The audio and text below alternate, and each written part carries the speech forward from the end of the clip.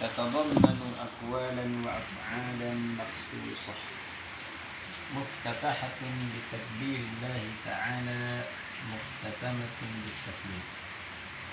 Salat adalah ibadah yang mengandung beberapa ucapan dan beberapa perbuatan tertentu, dimulai dengan membesarkan Allah, takbir, dan diakhiri dengan salat.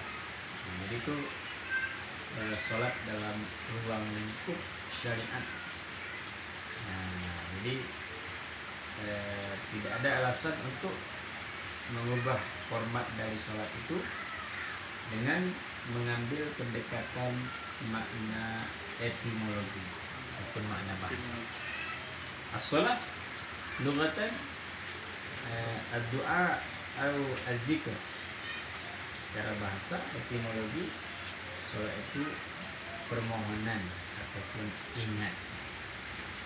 Terkadang ada orang yang tidak mau ribet, tidak mau sibuk terkait dengan waktu, sehingga mengambil pendekatan makna bahasa ini menjadi satu pembenaran. Kalau sudah ingat Allah berarti sudah sholat. Ataupun ketika sudah mengajukan permohonan kepada Allah dalam bentuk doa sudah sholat. Ini tidak benar. Di sholat itu harus dilihat dari kacamata syariat. Hanya ada perbuatan hati, niat, ada lafaz, ucapan kata-kata, dan juga ada gerak-gerik tubuh yang merupakan perbuatan tubuh kita. Manzilatuha fil Islam, kedudukan solat dalam Islam. Walis solati fil Islami manzilatun la ta'diluha manzilata ayyati ibadatin ukhra. Fahiya imaduddin alladhi la yaqumu illa bih. Jadi solat itu memiliki kedudukan dalam Islam, di mana kedudukan ini tidak dapat ditandingi oleh ibadah-ibadah yang lain. Karena solat sebagai tiang agama, imaduddin. Bukan imanuddin, imaduddin. Imad. Imad itu tonggak, tiang. Qala Rasulullah sallallahu alaihi wasallam, ra'sul amri al-islam wa amuduhu as-salatu wa durwatu sanamihi al-jihadu fi sabilillah. Rawahu Tirmidzi. Nabi mengatakan, Nabi bersabda, pokok segala urusan itu adalah Islam. Ra'su. Pokok segala urusan adalah Islam. Tiangnya adalah solat. Tiangnya solat. Dan puncaknya adalah jihad di jalan Allah Subhanahu wa ta'ala. Jadi diibaratkan sebagai satu pohon besar. Satu pohon besar. Jadi pokok dari segala urusan itu adalah Islam. Islam itu sebagai pokok. Dia punya tiang, dia punya puncaknya. Wa ya awwalu ma aujabahu Allah Ta'ala minal ibadat tawalla ijabuha bi mukhatabati rasulahu lailatul mi'raj. Jadi salat merupakan ibadah pertama yang diwajibkan kepada umat Islam. Bahkan proses kewajibannya adalah Allah langsung berinteraksi dengan Nabi Muhammad pada malam Mi'raj. Min ghairi wasithah, tanpa ada pelantara. Artinya kalau ibadah yang lain, misalnya turun wahyu, surah Al-Baqarah ayat 183. Ya ayyuhalladzina amanu kutiba alaikumus siyam kama kutiba alal ladzina min qablikum la'allakum لعلكم تتقون. Jadi melalui malaikat Jibril Allah menyampaikan kepada malaikat itu disampaikan kepada Nabi Muhammad. Tapi solat min ghairi wasitah, tanpa perantara. Tadi langsung Allah has invited our Lord Prophet Muhammad untuk Mi'raj, diundang. Kalau bahasa Malaysianya dijemput hadir. Dijemput hadir itu artinya diundang, invite. Sementara yang lain cukup Nabi menunggu turun perintahnya. Ini diantara keistimewaan salat. Qala Anas, furidatis salatu 'ala an-nabi lailata usriya bihi. Lailata usriya bihi 50. Thumma naqasat hatta ju'ilat 5. Thumma nudiya ya Muhammad innahu la yubaddilul qawlu ladayya wa inna laka bihadhil 50. Rawal Bukhari. Jadi diriwayatkan oleh sahabat Anas bin Malik. Anas bin Malik ni khadim Rasulullah, ya, pembantu Nabi. Dia mengatakan salat itu diwajibkan pada malam Isra 50 waktu, 50. Summa naqasa, kemudian dikurangi sehingga tinggallah 5 waktu. Lalu Allah memanggil, ya Muhammad, innahu la yubaddilul qawla ladayya. Sesungguhnya tidak akan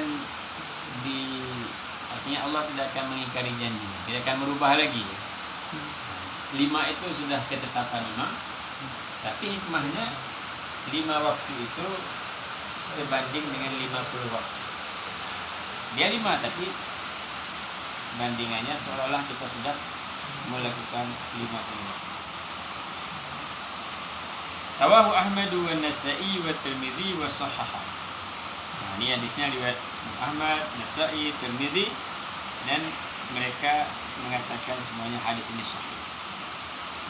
Wa hiya awwalu ma yuhasabu 'alaihi al-'abd. Naqala Abdullah bin Qurt qala Rasulullah sallallahu alaihi wasallam awwalu ma yuhasabu 'alaihi al-'abdu yawm al-qiyamati as-shalah.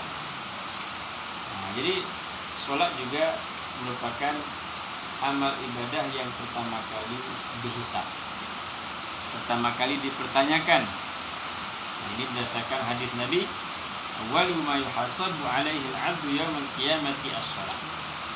Pertama kali akan dihisab bagi hamba pada hari kiamat adalah solatnya.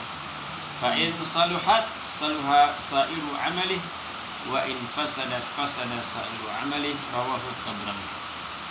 Jadi andaikan solat itu bagus, baik, maka amal lain juga ikut baik. Tapi kalau solatnya sudah something wrong, maka there is the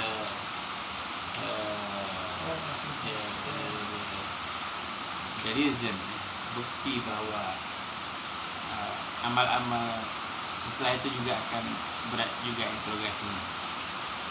Sama kalau kita pakai helm, walaupun tidak bawa SIM, tapi kalau sudah nggak pakai helm, kena yang lain. Kena. SIM-nya mana? Ini lampunya kok nggak hidup. Dan seterusnya. Jadi itu contoh mini dari realitas yang kita hadapi saat ini. Tentu walillahil masalul a'la, proses akhirat itu lebih dahsyat lagi dibanding masalah-masalah yang kita hadapi di dunia. Wa hiya akhiru wasiyati wassa biha Rasulullah ummatahu 'inda mufaraqati dunya. Ja'ala yaqul wa huwa yalfadhu anfasahu al-akhirah as-salatu as-salatu wa ma malakat aymanukum. Jadi salat itu juga merupakan wasiat terakhir Nabi. Wasiat terakhir Nabi untuk umatnya ketika Nabi akan berpisah dengan dunia. Nabi mengatakan salatu as-salat wa ma malakat aymanukum. Wahai umatku, solat. Itulah janji kalian. Milkul yamin. Milkul yamin itu kan kalau berjanji itu biasanya pegang tangan. Makanya di sini janji itu disebut dengan yamin. Yamin itu sebenarnya kan tangan kanan. Jadi itu simbol dari kalau janji biasa gimana? Deal. Pegang tangannya kan. Ke sini wa ma malakat aymanukum itu kan satu peribahasa. Maksudnya ingatlah janji kalian. Solat ingat janji kalian. Wa hiya akhiru ma yafqidu min ad-din. Fa in da'at din kulluhu. Qala Rasulullah sallallahu alaihi wasallam la tunqadanna ulal islami urwatan fakullama intaqadat urwatun tasabbathan nasu billati taliha fa awwaluhunna naqdan al-hukmu wa akhiruhunna as-salah. Rawahu Ibnu Hibban min hadis Abi Umanah. Salat juga merupakan yang terakhir ya. Ibadah terakhir yang akan hilang dari umat ini. Artinya bagaimanapun dahsyatnya kejahatan itu, orang masih sholat walaupun kualitas sholatnya tidak sama. Ya. Jadi dikatakan sini hukum Islam yang terakhir yang akan terurai. Ini berdasarkan hadis Nabi. Qala Rasulullah la tunqadanna ural islami urwatan. Akan terurai tali simpulan Islam itu urwah, tali demi tali, urwatan. Maksudnya diibaratkan Islam itu satu simpulan yang rapi yang nanti akan terurai satu demi satu.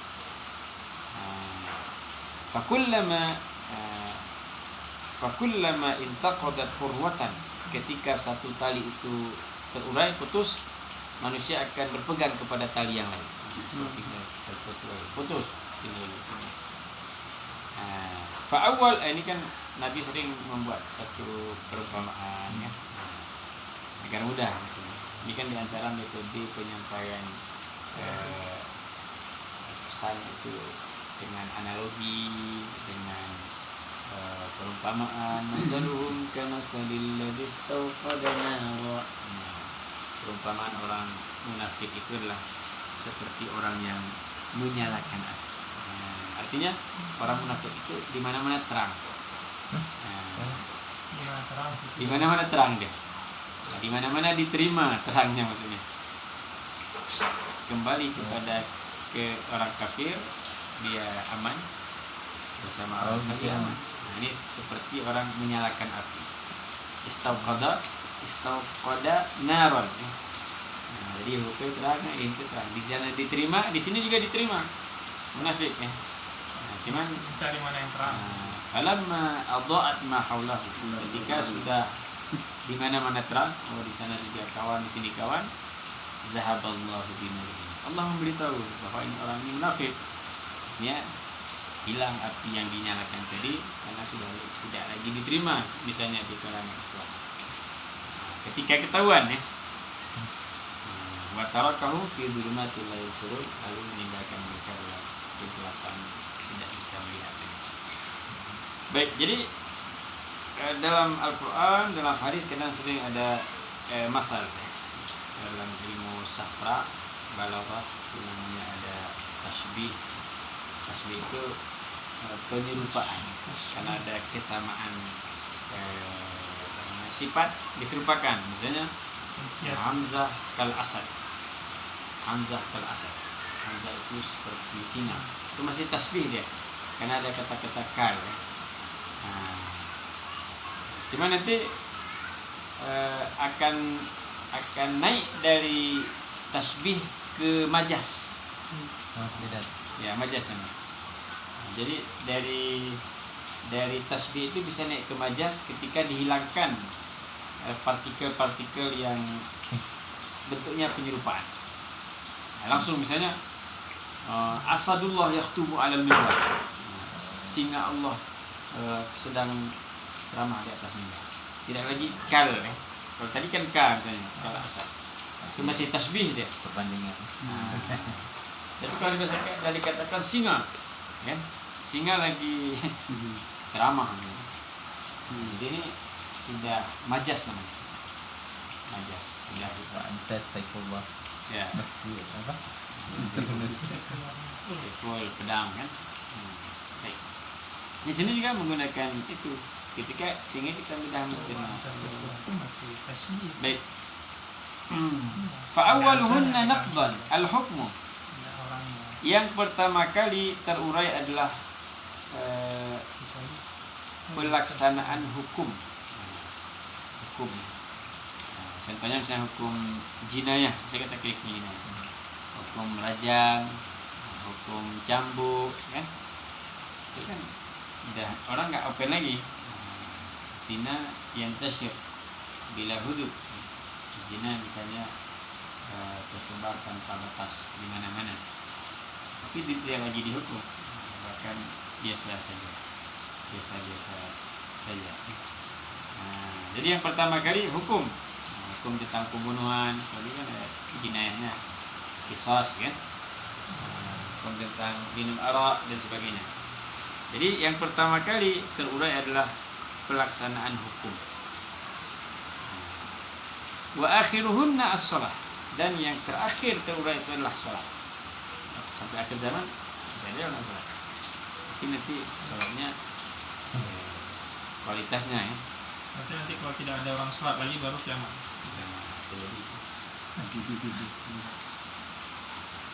Baik. Wal mutatabbi'u li ayatil Qur'anil Karim yara anna Allah subhanahu yadhkuru as-salata wa yuqarrinuha bidzikri taratan. Jadi orang-orang yang suka meneliti ayat Quran, dia akan melihat bagaimana Allah menggandengkan kata-kata sholat. Kadang digandengkan dengan kata-kata zikir. Misalnya dalam surah Al-Ankabut ayat 45. Inna sholata tanha 'anil fahsya'i wal munkari wa dzikrullahi akbar. Sebenarnya sholat itu mencegah dari perbuatan keji dan munkar, dan ingat Allah itu lebih besar. Kemudian qad aflaha man tazakka wa dzakara isma rabbih fa shalla. Sungguh telah beruntung orang yang menyucikan dirinya lalu dia menyebut nama Tuhannya dan salat. Jadi digandingkan dengan kata-kata zikir. Wa aqimis sholata lidzikri, Toha ayat 14. Dirikanlah salat karena untuk mengingatku. Surat ini cerita tentang Nabi Musa.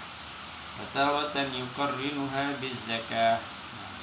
Terkadang Allah menggandingkan dengan kata-kata zakat. Waqimus salata wa atuz zakah. Al-Baqarah 110. Wa marratan bis sabri. Kadang Allah menggandingkan dengan kata-kata sabar. Wasta'inu bis sabri was salah. Al-Baqarah 45. Wataratan bin nusuk. Terkadang dengan nusuk. Nusuk ini maksudnya ibadah menyembelih kurban. Fasalli li rabbika wanhar. Salatlah dan untuk Tuhanmu dan berkurbanlah. Inna salati wa nusuki wa mahyaya wa mamati lillahi rabbil alamin. Al-An'am 162. Katakanlah salatku, kurbanku, penyembelihanku, hidup dan matiku untuk Allah penguasa alam. Wa ahyanan yaftatihu biha a'mal al-bir wa yahtatimuha biha. Terkadang Allah membuka amal-amal baik itu dengan menyebut kata-kata salat dan juga menutup dengan kata-kata salat. Misalnya dalam surat Al-Mu'minun, qad aflahal mu'minun alladzina hum fi salatihim khashi'un. Jadi orang bahagia itu adalah yang khusyuk, yang khusyuk dalam salatnya. Walladzina hum 'ala shalawatihim yuhafizun. Kemudian dalam surah Al-Ma'arij ya. Kan di akhir tema itu ditutup lagi dengan kata-kata salat ini ya. Walladzina hum 'ala shalawatihim yuhafizun. Orang-orang yang menjaga salatnya. Waqad balagha min inayatil Islam bis-salati an amara bil muhafazati 'alaiha fil hadar was-safar wal amni wal khauf. Jadi perhatian Allah terhadap salat itu besar, lebih besar dibandingkan ibadah yang lain. Di antara buktinya adalah kita harus salat ketika baik ketika mukim ataupun ketika musafir. Baik ketika aman ataupun ketika takut. Bahkan kalau tidak bisa berdiri, duduk. Tidak bisa duduk, berbaring. Tidak bisa berbaring, terlentang. Tidak bisa terlentang, inna lillahi wa inna ilaihi raji'un. Terlentang kemudian. Selesai, tidak perlu lagi disolatkan. Baik. Misalnya Allah mengatakan Al-Baqarah 238 239 Hafizu 'alas salawati was salatil wusta wa qumu lillahi qanitin fa in khiftum farijalan aw rukbanan fa idza amintum fadhkurullaha kama 'allamakum ma lam takunu ta'lamun. Jagalah salat dan salat wusta, salat pertengahan. Mengatakan salat wusta ini salatul asr, pertengahan. Dan mengatakan baik, fa'in khiftum, apabila kalian takut dalam kondisi konflik, takutan, khawatir, farijalan, boleh sambil berjalan, aurukbanan, sambil berkendaraan. Fa'idza amintum, ketika sudah aman.